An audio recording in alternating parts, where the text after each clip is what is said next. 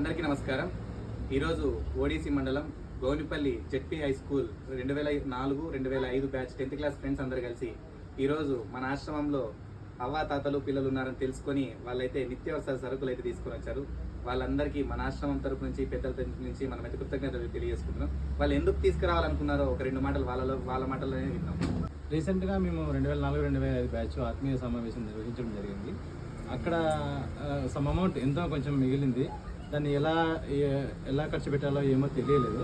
మళ్ళీ కొందరు మిత్రుల ద్వారా ఇట్లా ముసలి వాళ్ళు పిల్లలు ఉన్నారని తెలుసుకొని ఇక్కడ చేస్తే బాగుంటుంది అని కొంతమంది మిత్రులు సలహా ఇవ్వడం జరిగింది.